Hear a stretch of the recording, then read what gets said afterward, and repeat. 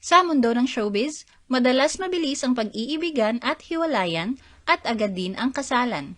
Ngunit may ilang veteran celebrities na pinipiling tahakin ang matatag at mature na relasyon kahit hindi pa sila kasal. Sa kabila ng edad at karera, pinapahalagahan nila ang tunay na samahan, respeto, at commitment bago gumawa ng anumang legal na hakbang. The Philippines Showbiz List presents veteran celebrities na hindi pa kasal sa kanilang mga karelasyon. Raymart Santiago, 52. Sa kabila ng ingay ng buhay pag-ibig ni Raymart, matapos ang hiwalayan nila ni Claudine Barreto, pinili niyang panatilihing pribado ang relasyon niya kay Jody Santa Maria. Nalantad sa publiko ang dalawa noong September 2020 matapos lumabas ang mga sweet photos nila sa isang private place sa Alabang at hindi itinanggi ni Raymart ang kanilang samahan. Bagamat parehong nauwi sa hiwalayan ang kanilang dating kasal, annulled na ang kay Jody kay Pampi Lacson at legal pa ang kay Raymart, pinili nilang manatiling low-key sa kanilang relasyon. Katunayan, bibihira lamang ang mga ito na magkomento o mag-like sa social media post ng bawat isa. Swertehan na nga lang kung may makuhang larawang magkasama sila. Sa relasyon nila ni Jody at Raymart, sinabi ni Jody na ang pagmamahal ay isang malinaw na pagpili. Kailangan ito ng sakripisyo, pag-unawa at maturity. Mahalaga rin na tanggapin ang pagkukulang ng isa't isa at mag-adjust para maging maayos at matibay ang relasyon. Hindi rin naiwasan ni Raymart at Jody ang mga pasaring mula kina Claudine at sa namayapang si Inday Barreto na nagbabala kay Jody tungkol kay Raymart. Mariing itinanggi ni Raymart ang mga alegasyon habang pinili naman ni Jody na huwag patulan ang issue at panatilihing pribado ang kanilang relasyon. Snooki Serna, 59. 10 taon nang nasa relasyon si Snooki sa businessman at educator na si Ramon Villarama matapos maging magkaibigan ng mahigit 25 years bago umusbong ang kanilang pagmamahalan. Noong 2016, inamin ni Snooki sa publiko na si Ramon ang nagbigay sa kanya ng pangalawang pagkakataon sa pag-ibig at kitang-kita ang saya sa kanyang mukha tuwing kasama siya. Suportado rin ng kanyang mga anak ang relasyon nila dahil sa pagbabago at kasiyahan na nadama nila sa kanyang buhay. Noong April 4, 2022, sa 56th birthday ni Snooki, nagbigay si Ramon ng isang surprise marriage proposal. Dahil sa dalawang nakaraang kasal na nauwi sa hiwalayan, sinabi ni Snooki na sana ito na ang pangatlo at huli. At umasa din siya na sana pang forever na si Ramon. Kaugnay nito sa isang panayam noong January 2026, nilinaw ni Snooki na kahit legal na pwede na silang magpakasal, hindi pa nila ito ginagawa. Ayaw daw nilang madaliin ni Ramon ang kasal o gawin ito just for the sake of getting married. Mas pinipili daw nilang hayaan ang relasyon na umusbong ng natural at mas binibigyang diin ang matibay na pundasyon sa pagkakaibigan at pagmamahalan kaysa sa formal na titulo ng pagiging mag-asawa. Dagdag pa ni Snooki, ayaw rin nilang maging bad influence sa iba kaya mas pinipili nilang maging maingat at hindi basta-basta magpapakasal kung wala pang tamang dahilan o tunay na intensyon. Para sa kanya, hindi rin maganda kung magpapakasal lamang para masabing legal na sila ni Ramon. Mas mahalagaan niya ang tunay na samahan, respeto at blessing sa kanilang relasyon. Gretchen Barreto, 56. Sa kabila ng mga kontrobersiyang pumapalibot sa pangalan ni Gretchen, palaging nasa tabi niya ang businessman na si Tony Boy Cuangco. Ilang beses mang mapaulat na naghiwalay, going strong pa din ang kanilang relasyon na umabot na ng 3 dekada. Ngunit, ang kanilang pagsasama ay hindi pa din magawang basbasan ng kasal dahil sa katotohanang legally married pa rin si Tony Boy sa kanyang unang asawa, ang dating equestrian na si Denise Yabot Cuangco.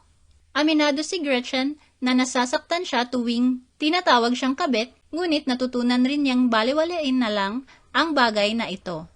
Ang mahalagaan niya ay mayroon siyang isang lalaking nagmamahal sa kanya nang walang kondisyon.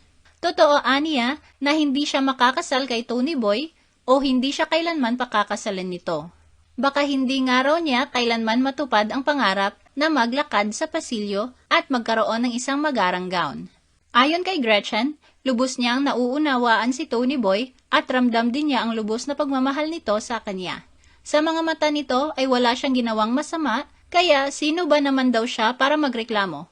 Aniya, hindi perpekto ang buhay. Martin Rivera, 64. Mahigit isang dekada na ang relasyon ni Martin sa non-showbiz girlfriend na si Ange Del Rosario. Bagamat madalas silang makita sa publiko, pinili nilang panatilihing low-key at pribado ang relasyon upang protektahan si Ange mula sa labis na atensyon ng media at sa pressures ng showbiz.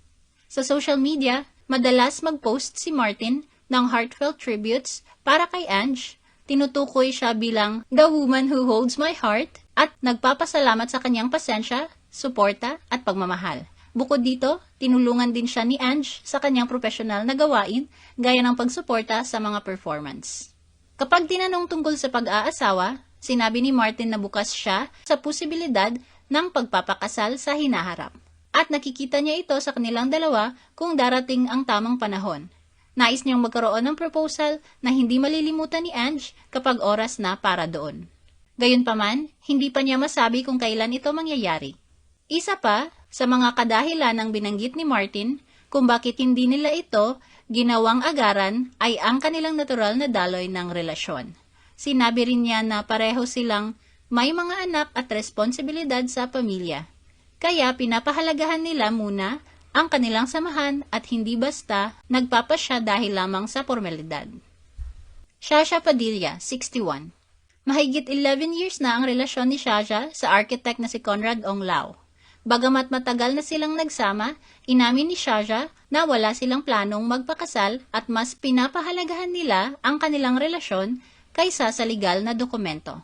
Ayon sa kanya, ang pagsasaayos ng lahat ng bagay para sa kasal tulad ng assets at iba pang usapin ay nakakahadlang sa kanilang buhay at karera, lalo't parehong may nais silang gawin sa kani-kanilang mga plano at responsibilidad. Binanggit niya na mas praktikal at maayos para sa kanila ni Conrad na manatiling magkasama at nakatuon sa buhay, pamilya at mga responsibilidad kaysa madaliin ang kasal. Ayon kay Shasha, maraming middle-aged adults ang nakararanas ng pakiramdam ng kawalan o emptiness dahil sa hindi tiyak na hinaharap. Para sa kanya, ang pagharap dito ay nangangailangan ng pagtanggap lalo na sa pagiging payapa at kontento kasama si Conrad. Joey Marquez, 68. Masaya na ngayon ang puso ni Joey sa piniling long-time non-showbiz partner na si Malu Quintana. Sinabi ni Joey na isa sa mga pinakamahalagang bagay sa kanilang relasyon ang pagiging maunawain, mapagpasensya at supportive ni Malu, bagay na itinuturing niyang malaking bahagi ng kanyang personal na pagbabago at pagiging mas monogamous matapos ang mga nakaraang relasyon niya. Nilinaw din ni Joey na hindi na siya naghahanap ng iba pa simula nang makilala niya si Malu. At napag-usapan nila ang posibilidad ng kasal. Sinabi niya na maaaring hindi si Malu ang naging una sa buhay niya, pero tiniyak niyang siya na ang huli. Cesar Montano, 63. Si Cesar ay nasa long-term relationship kay Socorro Cat Angeles kasama ang kanilang 3 anak na sina Liam, Samuel at Christine. 2018 nang maisapubliko ang relasyon ng dalawa at nanatili itong matatag. Ang kanilang pamilya ay kadalasang tinutukoy bilang isang blended family dahil kasama rin dito ang ibang anak ni Cesar mula sa nakaraang relasyon. Bukod sa pagiging partner, aktibo rin si Kath sa co-parenting at nagpapanatili ng magalang at maayos na relasyon kay Sunshine Cruz upang masiguro ang maayos na pagpapalaki ng kanilang mga anak. Smokey Manaloto, 54. Si Smokey ay nasa isang long-term at low-key na relasyon kay Cassie Brazal. Bagamat paminsan-minsan ay nagbabahagi siya ng mga larawan sa social media. Sa kabila ng pagiging pribado sa publiko, pinili nilang ipagdiwang ang mga mahalagang yugto ng kanilang buhay, lalo na ang pagdating ng kanilang anak na si Kiko. Noong 2023, bininyagan si Kiko at dito unang ipinakita ni Smokey sa publiko ang mukha ni Cassie.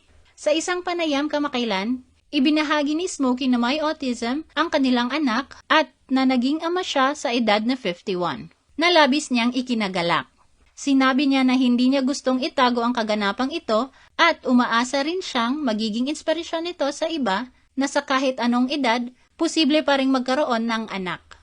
Ibinahagi niya rin na matagal na niyang hinahangad magkaroon ng anak, ngunit hindi niya natagpuan ang perpektong partner para gawin iyon hanggang sa makilala niya si Cassie.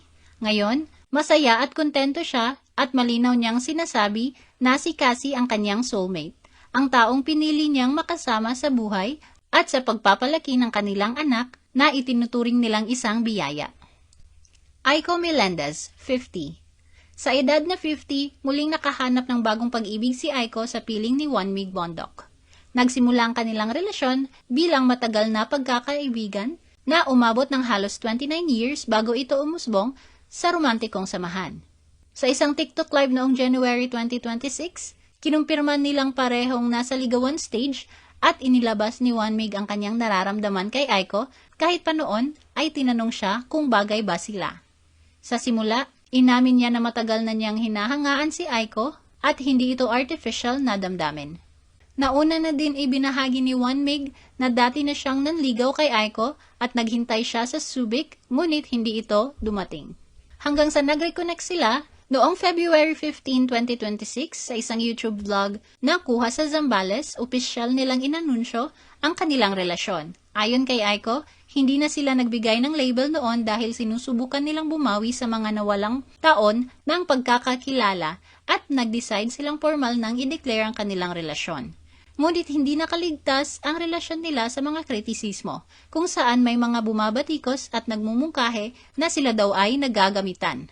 Ipinaliwanag ni na Aiko at Juanmig na sila ay handang tanggapin ang isa't isa kasama ang kanilang nakaraan at hindi ito basta-basta na relasyon.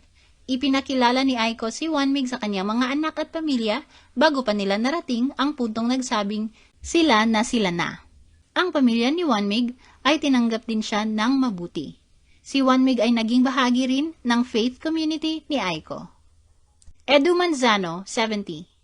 Matapos ang mga bulong-bulungan sa sinasabing bagong pag-ibig, kamakailan opisyal na kinumpirma ni Edu ang kanyang relasyon sa tech CEO na si Ann Quisha, sa pamamagitan ng pagtukoy sa kanya bilang kanyang life partner. Bago pa man opisyal na inilahad ang relasyon, napansin ng dalawa sa ilang pampublikong okasyon. Noong February 22, 2026, sabay silang dumalo sa prayer rally para sa 40th anniversary ng People Power Revolution. Kasunod nito, dumalo rin sila sa isang kasal. Ano ang masasabi mo sa video na ito? Mag-like o mag-react at huwag mahiyang mag-comment. For our YouTube viewers, huwag kalimutan mag-subscribe at i-hit ang notification button. At para sa aming Facebook viewers, mag-like at follow sa aming Facebook page para updated ka sa mga showbiz chika. Thanks for watching!